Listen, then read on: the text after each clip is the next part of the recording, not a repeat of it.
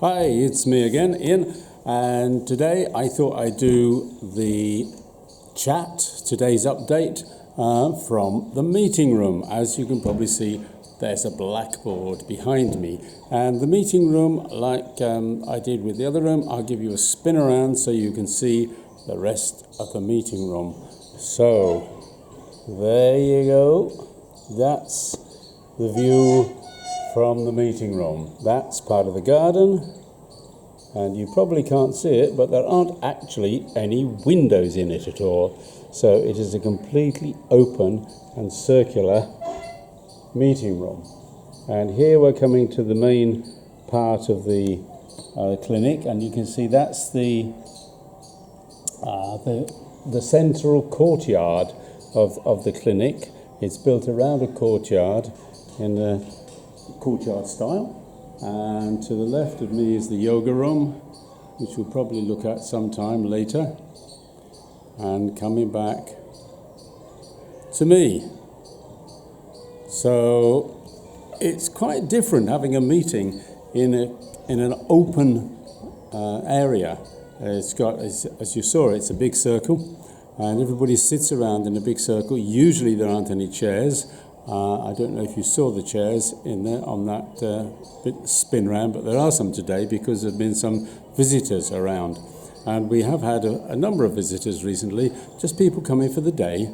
It's a good idea to ring before. So if you are visiting Bhopal, you want to come, give a call to the clinic and just make an arrangement, and somebody will be here to guide you around.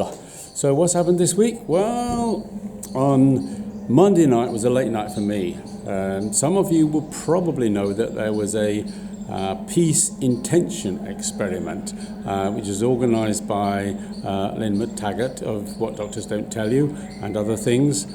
Under the guise, if anybody has read The Power of Eight, it's an interesting read.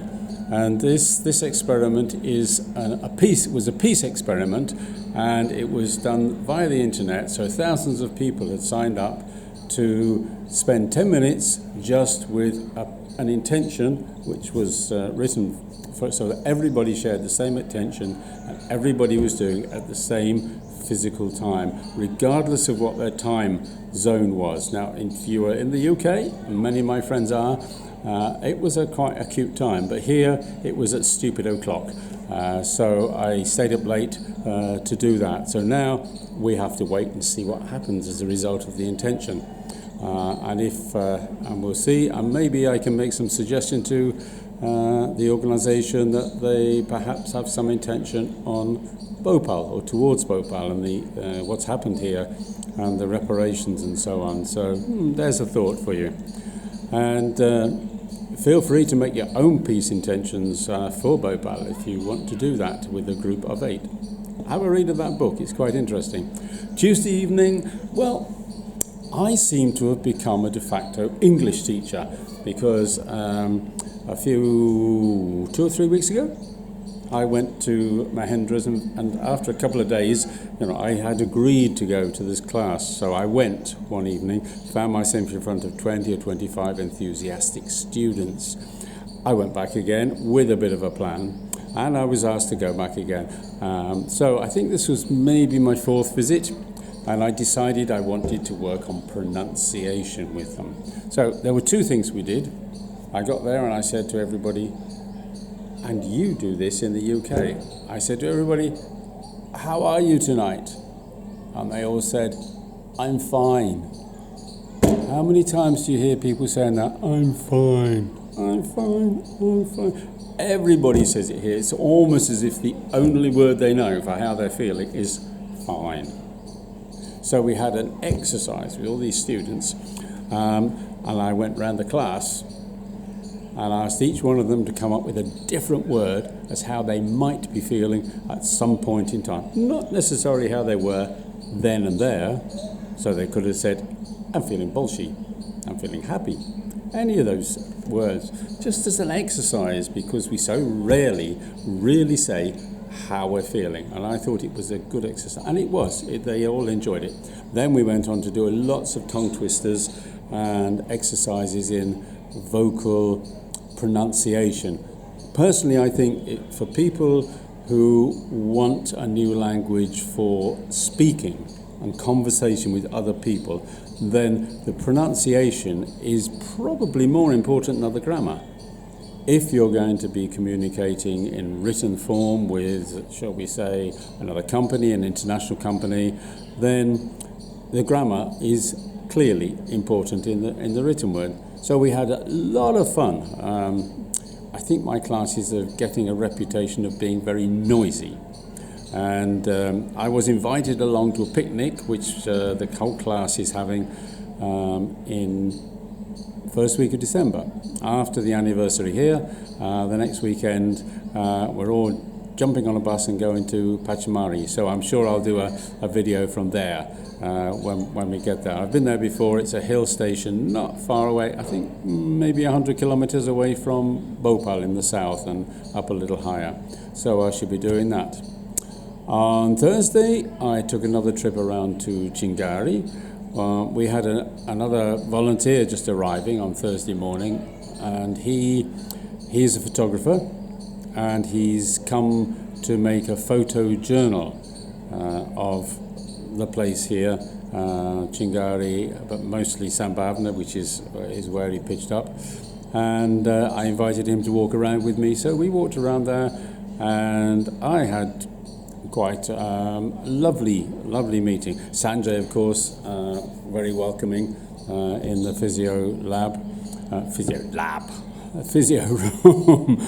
I mentioned before they've got a brand new physiotherapy room in Chingari, so I'll be certainly videoing that when I go around. I'm starting next week. Huma and Rishi also were nice to see.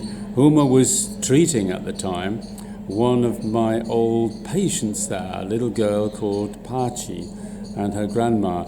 And when I started working there, Pachi's grandmother, who brings her, didn't like my treatments because they weren't the same as the physiotherapist. But Sanjay, bless his cotton socks, kept insisting that she bring her to me. After a little while, she got to realise that actually my treatments were okay after all, and she started actually waiting until she saw that I was free, and then she would bring Pachi into the room. So that was a big turnaround for me at that time. So it was really nice to sit down and see how Pachi has grown quite significantly, because that was, when I was working there, that was I think 2015, so it's 3 years on. And I didn't think anybody would remember me at all. But clearly the grandmother did. Little Pachi got more sparkly eyes now. I remember well that she couldn't even focus her eyes on me most of the time. If I got a glance out of her, that was a real bonus and a real positive feedback. So I was able to take, as Rohit was with me, I was able to take him around and show him the rest of the place, which has advanced. And I saw Zeba, the other physiotherapist who I worked with at one time. And I was surprised at the people that recognised me. Some of the mothers, Rani, who's she's the go-to angel of the place. She's always there. She does anything. She helps the children. She cleans. She carries tea around. All sorts of things. She's the absolute angel, and she remembered me. So it was quite emotional meeting up all these people, and they actually recognised me. So I felt quite. What did I feel? I felt quite engaged, thrilled, and it was really lovely to see them as well.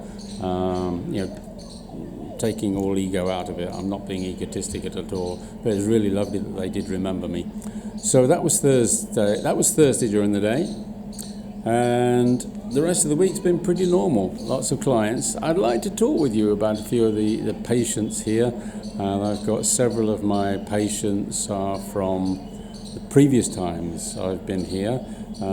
Probably don't have time on this video because I know you don't like listening for a long time, but maybe in the next video I'll talk about them. Afzal with a huge kyphosis from very young age, and Mina who has a very serious problem, which occurred after she had a couple of injections in one of the local hospitals.